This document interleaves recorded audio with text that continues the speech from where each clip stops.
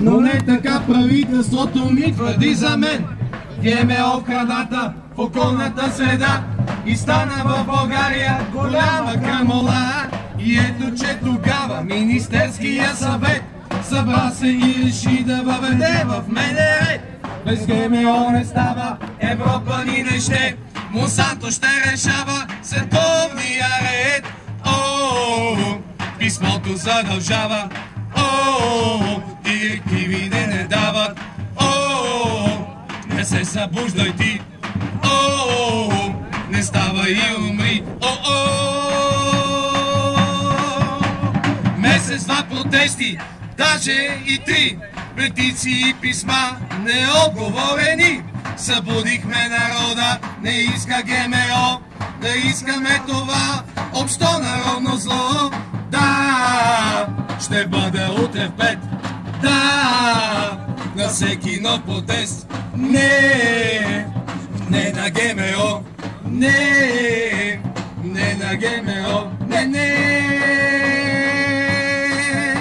Накрая Бойко вместо това изсвири ми, уж каза само в лаборатории. Но кой ти слуша, Бойко, министри имаме, за всичко те решават пред пети райсъвет. Место България зелена, ще я видим изродена. Место биологична, биотехнологична, не.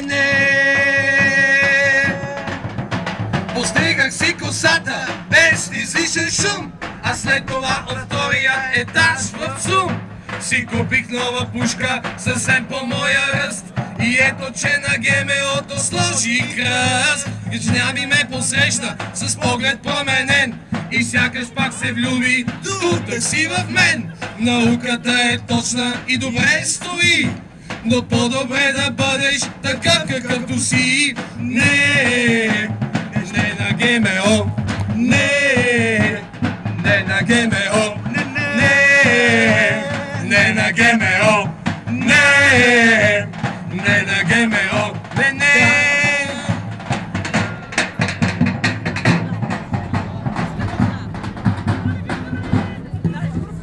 Обаче финала е различен. Да, на нашия живот. Да, за нашия живот. Да, за нашия живот. Да, за нашия живот. Айде.